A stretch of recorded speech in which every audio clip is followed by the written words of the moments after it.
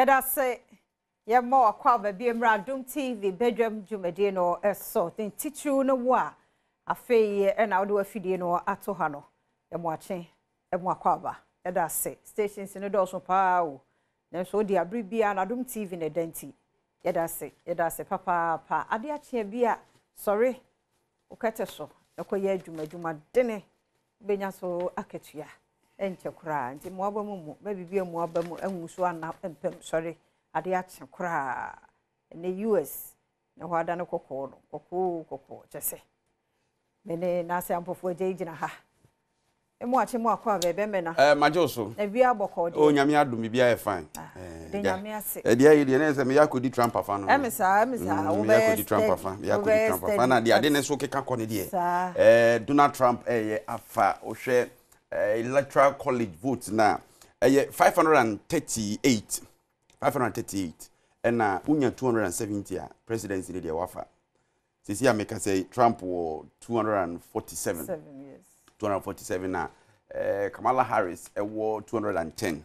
It will akabe 81. 81 na kana so kra account na omoye no. Openi ehuredi kan.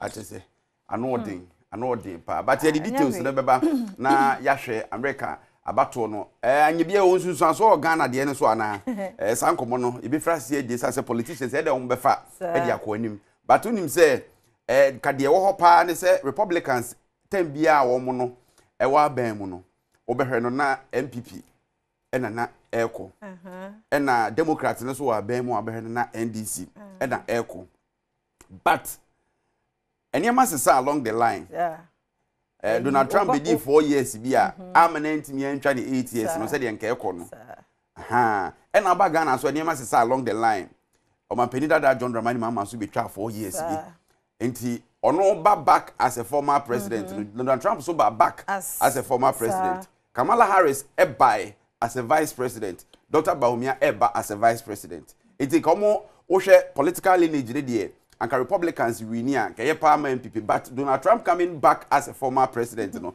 and also one more what you say it's details in here beba actually na yenyanto wase ba no pe de se de akwakoye no the bon krata na aba ne tentente ba ne bedi kolera honkomo ebi nyanto wase bi oh yes ade ya ebetimi a prevent you but un say Arabia yen sheda mfa ne serious enso ekumpa nti e wo se ene ye dedicated time kakra na ye didi ho nkomo na ye hwe enema nipa nkra bibiri nim se cholera ade ne chewa ukọ hospital ye hwe free treatment be free hospital be abere so kitaka the insurance then ye be hwe free ama treatment no akọ my dear wo bi a wo tane to fear fast pa no ma honya na ya say obu on me ba so se ne ye matima chenti no fo se wonya but wo ye list no we dey different we show wo ye ni Mr. Moy ye be to aso ye hwe papers no ye hwe de obon krata na daily guide de bokrata na no pay me de hyase o se AG targets new offices in regions attorney general na hwe se afedi e bibie ni offices no bi ewo various regions. I also say ubenya asem okumbungu. Ebe ka cho say e dey ba attorney general's office for advice. It just imagine say wasem efri e bi atifido anafo fam baby na e dey ba. Nti say ko ba so mo offices for various regions na dey na quickly. Adjudication of cases na be contem. Whatever advice I say AG office unless maybe serious crime no ne ho ka on bi e be hia say the main office na be now ma coincident ho asem wo daily guide mu Akomadan chief endorses Baumia ene nanaboache akuamo aboache otosuminu nananom ese nananom nye policy group ba bia ze na national ho so a nye e wo be ho aso de ahwe ba ku bechema na se he ma so na on dey say wa relax kura so say o hene so de ahwe mu on dey so ojira mu dada on dey long ko brema si so brema hene si o ya no waka de de say enti hemfo no bu on mo ekura na de no oje ne ho bibie enye yiye ana obu o so outim say ade ne o mu ansa na obetena konya no so etu ye ne den ana nti oye nipa ahosha so o se no so enye yiye na ku ne nipa no sa na wo hu de e ba sa no agem ana ahosha so nsum obu o so na de nan ni sisi yiye Roman father replaces Ekwadonko. Yeah, Philip Say Roman father presidential candidate. And I'm more top taste and rest opening neighbor. Say I hire ni na hwempan. Ya bodyguard di na kira dey. Fufu bodyguard. And on po betwe mu ha. Odo na so nu agina. No gina ho no. Oru na hwe for me fifret no. Na say eh. Na say that you see esi dey adwuma pa but pressure. See. And yemi Roman father etimi ekoko file ye ayisi agene nkrata di bia. They say campaign no I just say ema enua no. Toka they say Roman father. And pay Roman father. Baby a wo bia. They show all the best. All the best. Cause surprise, cause stay. No man for who say yes. Let's concentrate for your home. The first radio presenter to be on the ballot paper. Yes, Daddy Lumba, so no, Daddy Lumba manager. Lumba manager. Lumba fans ni so nyina so omo de call. On beto ma. Oh yes, on beto. Lumba fans so okro in the bed do so. No, Roman father adwuma. So ma anya ne say Dr. Papa Kwasi Ndum dia. Oh, mo nya ne sa. So penny the bank for to man na ka vote ko animu. Nipa otu omo kapa okro empempem so hwe the to vote ho a na emfa. Sir John, we radin fa. Du hon ma o hwe wanimu a na o hwe ade ya so obese no na on na de kro ane hadwen but Roman father e beto ama wate obo a wonto manager kasa e ku wonto ma no ndi me tutum futu mu wonto ma papa ko ani ma wonto ma no nti see ade be china wo dade so afo se mento ma it depends on it depends. Return to negotiation table. Fair Wages and Salaries Commission and the catcher Closac. Closac for a Sunday warning say from 7th. And yeah, from Ochana, almost here to almost here to so ba. I am not for Closac no. I buy you my phone in Closac no. Obako government institutions, MMDCs, no obako ministries, baby abako no money adwuma. Inti yasem na engineer Benjamin Arthur we mi amikrom ni Benata ene ka kire mo se omonsan kwotena se na enkomodie anototo a ne ano babaye no eja mabato nti eno ho asem eno yemfa the Daily Searchlight Badwam aired by declaring seats vacant ifa date oh ma twere rade anim opani metene nka che Captain Enkrabia Ifadate square on na ekire se enfomso kese so no wadi MP ni bia na eja lawyer adwuma nso waye ono no nsam no de ten for sanko no ho ahwan problems no no de no se we de nyua na anya de isinche but then Speaker of Parliament also or press conference also person chairman for the state of Ghana's parliamentary democracy and the current happenings and now on in central for Bekasa or one speaker or press conference you always want to be in the news now mama for who the echo number 3 and then number 3 Bekasa it's stay tuned the hunsun so but 2024 ballot paper number 3 the echo the number 3 powerful man and I said the third powerful man in the country. We president universal. On the number 3. What I say? Who are you? I'm number 3. Or James was in the level part. 2024 election, the money threats NDC and MPP manifestos as vague. The money so nature say o share manifesto MPP ni NDC die ya. That one ni asisa and ye die gumu a chese. Won say den huna de fufuru bia omo dia omo eka no. The Inquisitor. Also, DCS Farmers Day, farmers angry as event is set for Alisa Hotel. Na Farmers Day no, and 24 aye no, a kwansoro nkoso. Also dey VGM no. Red carpet money adie I kwafo be yi wo ma wa mu. Be hye kabakese, meme be hye coat. Almost say regional celebrations in Ebekoso.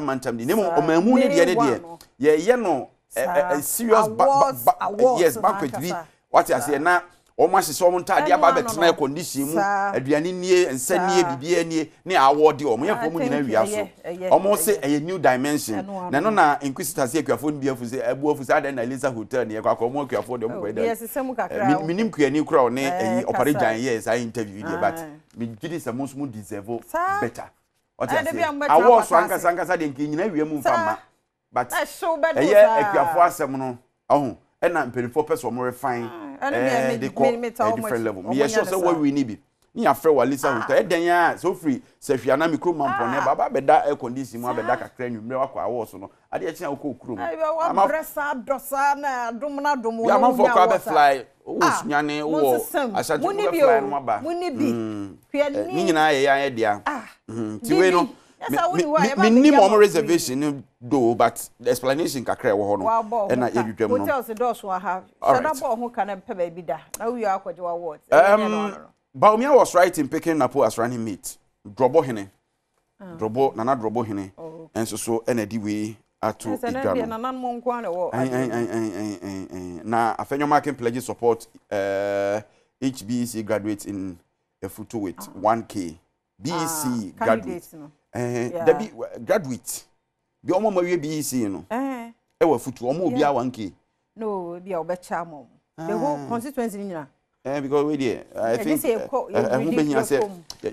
you better story ni na yaka asem ye details no ebeba publisher office 6 now criminal in Equatorial Guinea after government official banks and now bonks over 400 women in sex video. Office 6 now criminal. Na I don't know illegal da be. Sani omo hwa oh Equatorial Guinea asemanti na illegal. But you mean asem we na because but man for the chance I win any video about bonting. No men ka so but the point is 400 o kwakwegu ho ye dey. O de ye dey. Videos na okay. And recording na mu nyina manimu hwe am o ye dey ye dey. Me ntina se. As I do no because yes what dia kwa busua mu nyina. Na think kan wo soro pa. Anya think kan wo soro o problem.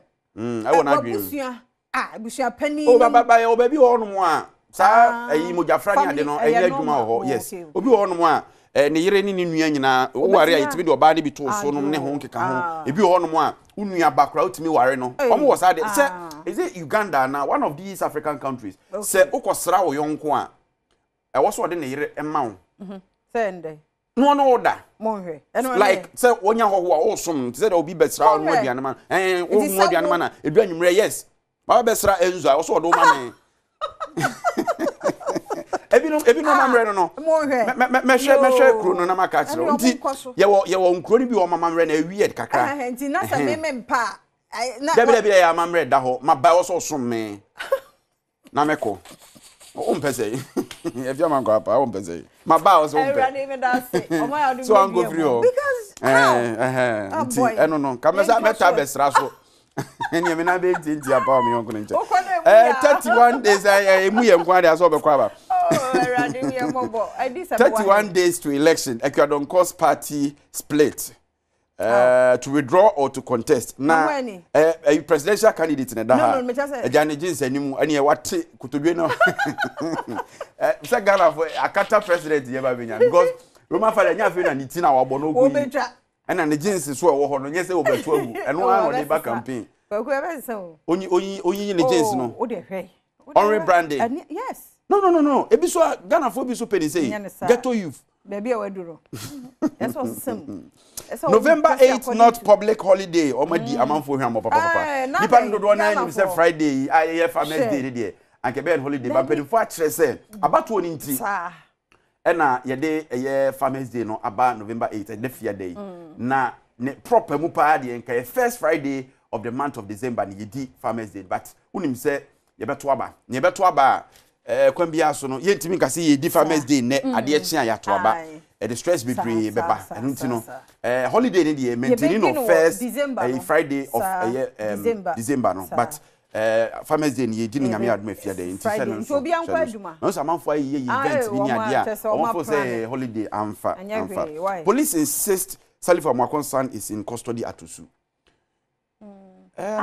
Ejamwa etina no court o but and any 3 days yani Mr. Amwa one man also aye adwuma wo correctional center home for almost 30 years who say dey akola na ba ho yani ehia ne de ne fai adom ya ne kasa police force so ho nti minim se bia yi ne tiri hu no se ebu a yitimi yi wo no asesa na bibia nti Mr. Amwa hwehwe mu yi na ebia no Tampuli predicts one touch victory for Baumia minim time at Tampuli ebe ye poster there Oh, Hassan Tampoli. Unim no.